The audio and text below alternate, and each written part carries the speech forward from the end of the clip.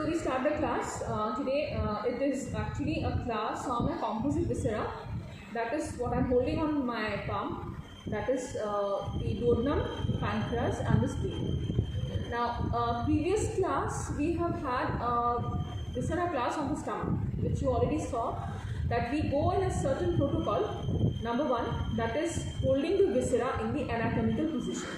And that is what I am trying to do at this moment. I am holding the viscera on my palm. That is, you can see that the duodenum, which I am holding here, my thumb shows the duodenum here. So we have the duodenum here with the head of the pancreas and the C-shaped contour of the duodenum. Then we have the pancreas with the neck, body and the tail directed towards the hilum of the spleen. So naturally, the spleen is actually placed on my left palm. And the axis of the spleen, as my middle finger indicates, is the 10th rib. So we are trying to place it a little bit looking laterally. So this is the complete anatomical position of the composite viscera, which is the duodenum shown by my right thumb, head of the pancreas again.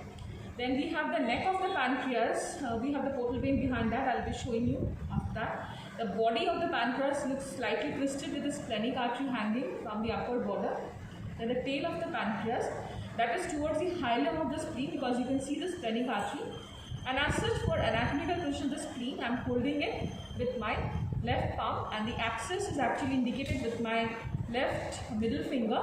So that makes the axis as 10th rib. So that is why the spleen has been placed looking outside or looking laterally. Or rather, I should say the spleen is having its position in the left hypochondrium in this fashion. So this is how the anatomical position of the viscera would look like. So this is point 1. Second point which we are targeting is to explain the parts of the viscera. What are the parts? So after that, we will come to the surfaces and borders of the related areas.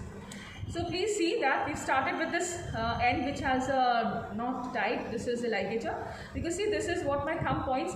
This is actually the pylorus or starting point of the first part of the duodenum. This is what I am trying to hold and show you just now. This is the first part of the duodenum. Now since the curvature of the duodenum is like a C, we will say the first part is actually non-peritoneal, so it's a continuation of the pylorus, and then comes the second part of the duodenum. This is second part of the duodenum. Continuous, this is retroperitoneal, continuous with the third part, and then subsequently as we move forward, you can see it is becoming the duodenal or jejunal flexor, and this is the fourth part of the duodenum. So this is where I am holding it to supporting it. This is the DJ flexor or becoming continuous jejunum. So before that is the fourth part of duodenum. Just repeat. The first part of duodenum is actually where this knot has been tied. The first part is a continuation of the pylorus. Then we come to, this is not a retroperitoneal, it's covered with peritoneum. It presents as duodenal cap on X-rays and on views. Then we get the second part of duodenum making the C. Third part of duodenum, continuation of the C. Then this is the fourth part, which is the last part. Fourth part is ascending upwards and trying to hold it like that. So it's making the DJ flexor, where we have the suspensory ligament of Treitz. And finally, we get some part of the jejunum, because this is completed the C. So naturally, this is the ascending part of duodenum. So naturally, we get DJ flexor and the beginning of jejunum. Next, this is a pancreas. Please see that the head of the pancreas, the C, is fitting into the C-shaped curvature of the duodenum. This is the head of the pancreas. It's, I think, visible clearly. After that is the neck of the pancreas. Neck will be clearly visible where the portal vein begins. So I'm just turning it. Please see that here I've marked it with a blue pin. This is where the portal vein begins. So the blue pin is the formation of portal vein by joining of the green pin, superior mesenteric vein, and yellow pin, splenic vein. So this marks the position of the neck of the pancreas. Please mark the portal vein formation, neck of the pancreas. So we've shown it clearly. I'll show you again. I'm just turning it. Just see that the point where I wanted to correlate, now the pin has gone behind. I'm just lifting it again for you to see. See, this is the way the portal vein is being formed. So obviously mark this part anteriorly as my finger shows. This is the neck of the pancreas. So if this is the neck of the pancreas from the head, the rest of it will be the body. Now body, clearly see, this is the body, which is the upper border. You can see splenic artery hanging as I'm supporting it with my finger. I'll show you with a pin, of course, when I keep it on the tray.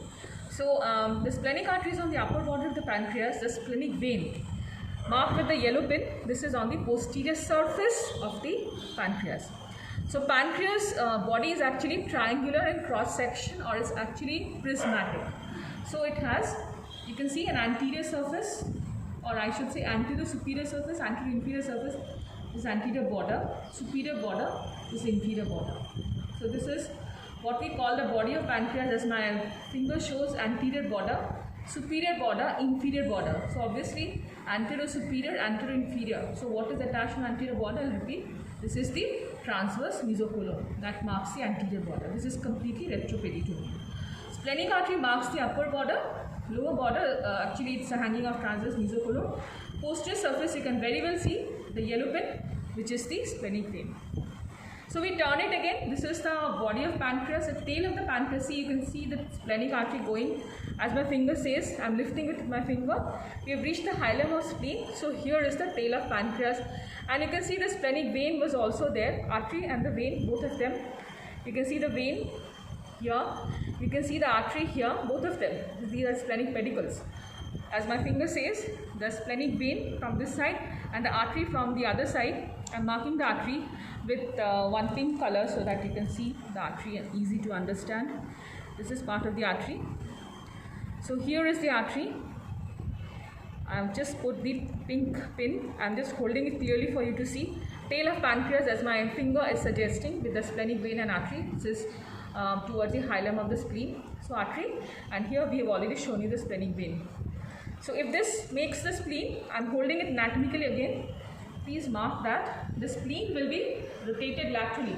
So we are keeping the axis of stem fib again, hilum of the spleen, tail of the pancreas and linear ligament. So this is anatomic position of the spleen.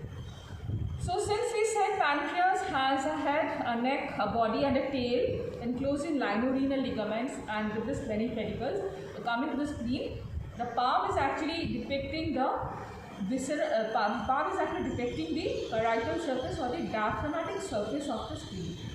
What you can see here is a visceral surface of the spleen. So I will come to the presenting parts right now for the spleen. This is the notched upper or rather anterior border, because in splenomegaly this will make this point palpable. So this is the anterior border of the spleen, which is notched. You can see here embryologically. My hand is actually depicting the diaphragmatic surface or the parietal surface because it is resting against the costal margin. And this is a visceral surface, as I am holding it clearly for you. Visceral surface is gastric impression, as my thumb shows. Below here, as middle finger shows, this is renal impression. This quadrangular part is actually the colic impression. It has a medial and lateral basal angle, or anterior basal angle, the posterior basal angle. The two basal angles related to the tetrahedral colic impression, as my thumb says. So we have a pancreatic impression at the hilum of the spleen. This is directed towards the costal margin. Upper pole of the spleen, this is the lower pole of the spleen. So naturally, I would repeat that. I will show you diagrams also. On the visceral surface, how many features do we see? I am showing you another spleen just now. We have a gastric impression, we have a renal impression, we have a colic impression supported by phrenicocholic ligament, and here this is directed towards the costal margin. So naturally, this is in the left hypochondrium. The tail of the pancreas is at the level of the pancreatic impression at the hilum of the spleen. So we have the anatomical position once again for you to see. This is the most important point for holding the viscera. See, I am holding the tail of the pancreas close to the splenic pedicles. You can see them because I have stretched it. Now there's one more point you need to really know. This is the uncinate process of the pancreas. Just below the head, this is the uncinate process. Whatever is hanging here is actually the superior mesenteric vessels. You can see I am turning it again. Portal vein, superior mesenteric vein I have marked with a green pin. See if this is hanging. Then the vein and the artery are lying side by side, superior mesenteric artery and superior mesenteric vein. This is marking the uncinate process of the pancreas. So this is just below the head of the pancreas at the beginning of the neck. So I will just repeat this thing for you to understand once again what we are trying to see. Just a repeat. So we said that this is a composite viscera which is actually covering the duodenum, pancreas and the spleen. So if this is there, we will hold the duodenum as first part, second part, third part and fourth part. Fourth part is the ascending part of the duodenum. This first part is a continuation to pylorus, as you can see tied with a ligature. So this is starting from pylorus. Though circular muscle is interrupted, it's not a continuous sphincter actually. This is actually peritoneal representing duodenal cap. The second part of the duodenum, third part of the duodenum, this is retroperitoneal. Third part continuous with the fourth part, we cross the aorta, and then it come continuous with the jejunum because it has been tied here, and you can see my finger projects to the duodenojejunal flexor. So this is part of the duodenum.